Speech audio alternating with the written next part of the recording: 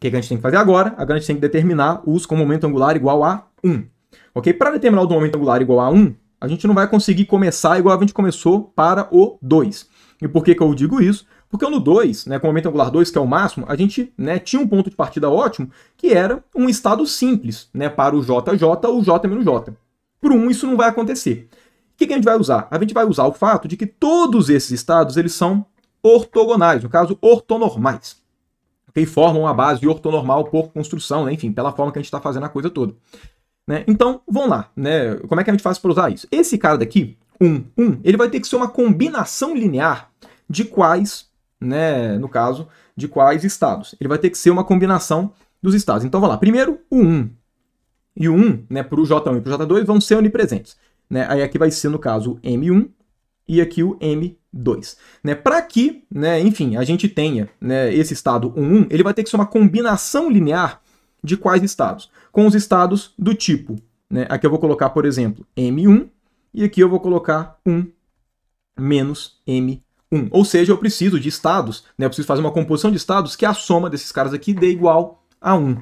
Ok? Quais são esses estados? Esses estados são 0 e 1, 1 e 0. Ok? Então, no caso, ele vai ser uma combinação linear desses estados, que é o 0, 1, 1 e do 1, 1, 1, 0. Então eu posso escrever esse cara daqui como sendo um alfa, esse primeiro estado, mais um beta, esse segundo estado. E percebam que, como esse cara tem momento, né, magnético total, né, o número de momento magnético igual a 1, ele vai ser uma combinação linear desses caras, assim como foi o 2, 1, ou assim como será qualquer estado de momento angular com m igual a 1, certo? Então, ou seja, né, percebam que a estrutura aqui do 1, 1 é igual à estrutura do 2, 1. Tem os mesmos elementos.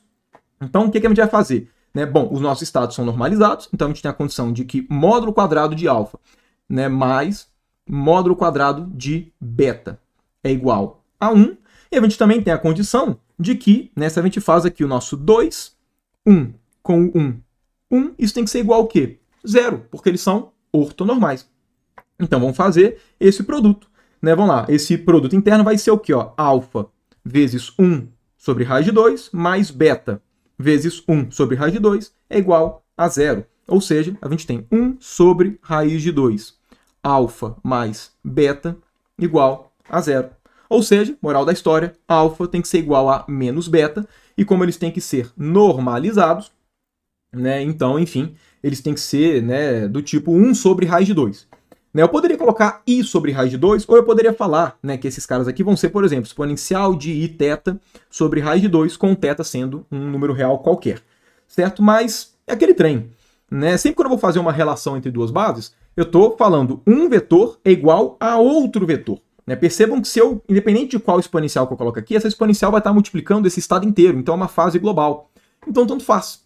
Né? Fases globais não modificam o estado.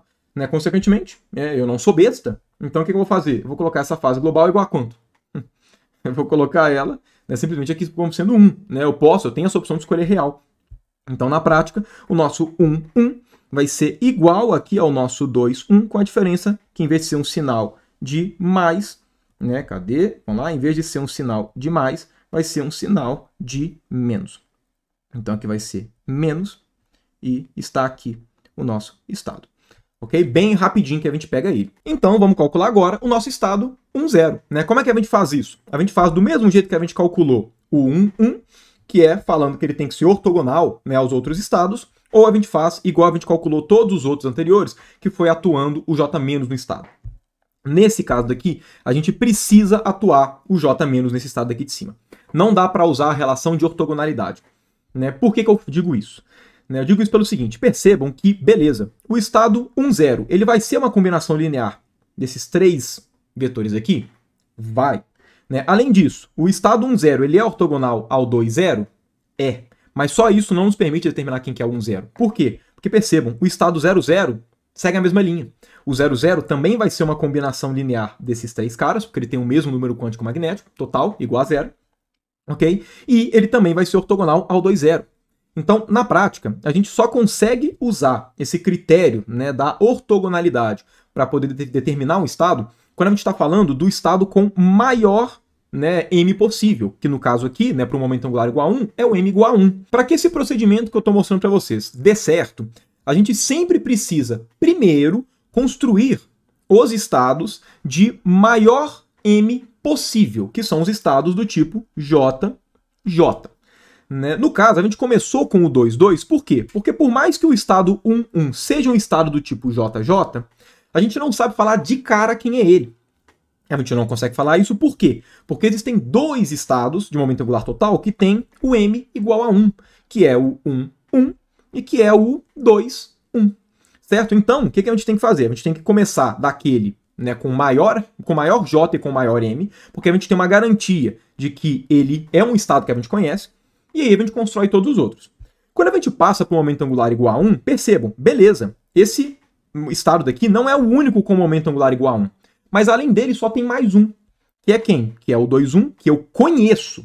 Então, é fácil a gente determinar qual que é o vetor ortogonal que está faltando no subespaço de m constante, que foi, né, o que eu fiz aqui, certo? Percebam, eu só consigo determinar o 1, 0 dessa forma, né, por ortogonalidade. Por quê? Porque quando eu pego o m igual a 1, para esse caso, só existem dois estados independentes, né, ortogonais entre si, né, que aqui no caso vão ser, né, com momento angular bem definido, que é o 2, 1 e que é o 1, 1. Como eu já conheço o 2, 1, então eu só preciso saber o outro estado ortogonal a ele que é independente, que só tem um. Então, pela ortogonalidade, eu consigo determinar. Né? Em compensação, né, se eu for tentar obter o 1, 0 dessa forma, não vai dar certo. Por quê? Porque existem três estados independentes, com momento angular bem definido, com m igual a 0. E eu só conheço um deles, que é o 2, 0. Então, na prática, se eu usar a condição de ortogonalidade, né, do 2, 0 com 1, 0, por exemplo, eu vou obter a mesma condição para o 1, 0 e o 0, 0. Então, ou seja, no final de contas, a gente só consegue falar qual que é o subespaço expandido por esses dois, né, estados, né, se a gente só conhece o 2, 0. Né? Ou seja, a gente não consegue, só com a condição de ortogonalidade, determinar quem que é o 1, 0. Então, o que a gente vai fazer? A gente vai ter que aplicar o J- nesse estado daqui. Quando a gente aplicar o J- nesse estado, a gente vai determinar quem que é o 1, 0. Aí, para determinar o 0, 0, a gente vai usar a ortogonalidade. Por quê?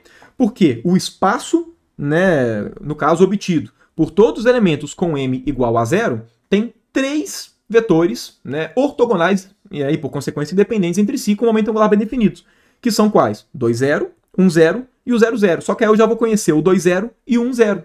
Então só vai faltar eu conhecer o outro, o terceiro, o último que falta, vetor ortogonal desse espaço. Aí sim eu consigo determinar por ortogonalidade.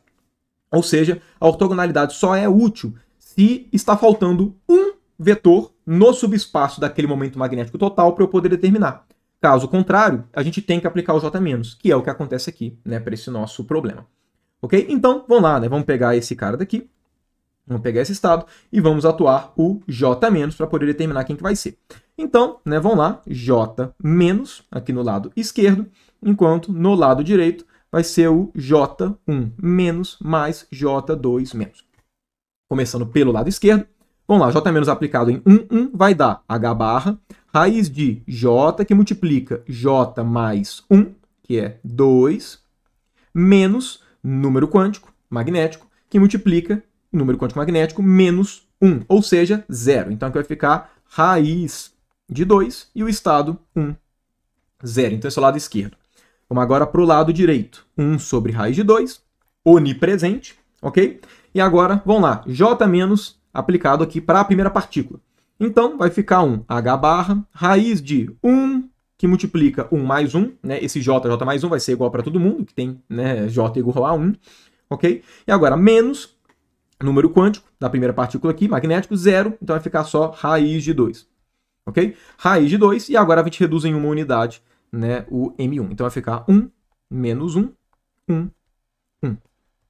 Menos 1 agora para o segundo. Então, H barra, primeira, né, enfim, o J1- atuado aqui, vai dar, né, então, raiz de 1, 1 mais 1, menos 1, que multiplica 1 menos 1, que é 0, então vai ficar a raiz de 2. E vai ficar o estado 1, 0, 1, 0.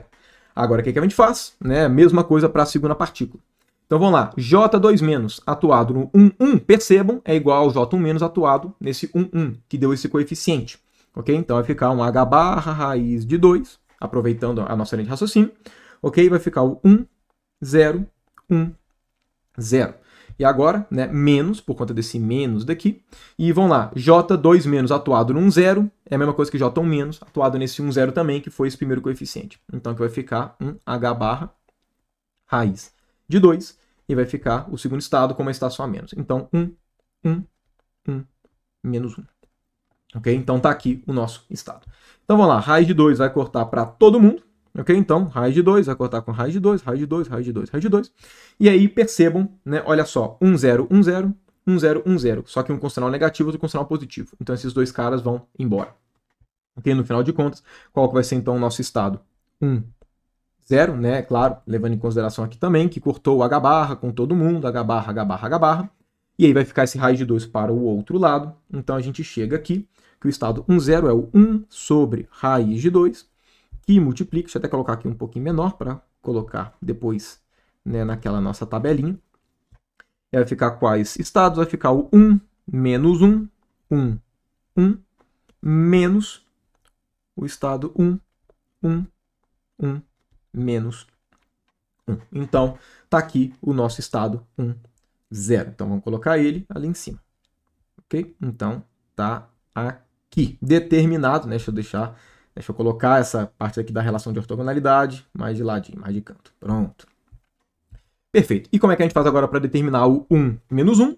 O 1 menos 1 é igual ao 1, 1 com as excitações trocadas, com os M trocados. Ok?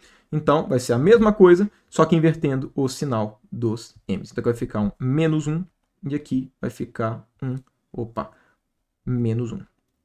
Então, tá aqui, né, o nosso 1 menos 1. Falta só determinar agora o 0, 0. Esse cara agora a gente vai determinar com relação de ortogonalidade. Então, percebam, né, o maior JJ, a gente já sabe quanto é, vai aplicando J menos. Quando a gente passa para o próximo momento angular, o primeiro deles, que é o maior, o JJ, a gente pega por ortogonalidade. Obtém os outros pelo J menos. Passou para o próximo momento angular, a gente vai obter o maior, o JJ, com ortogonalidade. Depois, aplicando o J menos sucessivamente. Então, esse é o procedimento. Ok? Então, vamos lá. Eu sei que esse cara daqui vai ser uma combinação linear, né, desses estados daqui. Né? No caso, deixa eu até pegar esses caras aqui. Ok? Só para poder passar a exemplificação. Então, eu sei que esse nosso estado vai ser algo do tipo um alfa vezes esse primeiro, mais um beta vezes esse segundo, mais um gama vezes esse terceiro. Porque são os estados que, né, somados em M1 e M2 vai dar 0. E a gente sabe, né, que o 0, 0, ele vai ter que ser ortogonal ao 2, 0, e também vai ter que ser ortogonal ao 1, 0, porque eles têm J diferente. Ok? E aí, a partir disso, a gente vai pegar a condição, né? Também levando em conta, claro, que módulo quadrado de alfa mais módulo quadrado de beta igual a 1, porque a gente está pegando, né, bases ortonormais. Então, vamos lá, né? Vamos começar com essa primeira condição daqui. Então, no final de contas, a gente vai ter, vamos lá, ó, 1 sobre raiz de 6, que vai ser onipresente para todo mundo. Então, 1 sobre raiz de 6 para a primeira relação. E aí, vamos lá, vai ter alfa mais 2 beta mais gama igual a 0. Então, alfa mais 2 beta mais gama, isso tudo aqui igual a 0. Ou seja, né, 1 sobre raiz de 6 aqui vai embora. Então, a gente tem essa primeira condição. Ok? E a segunda condição que vem daqui.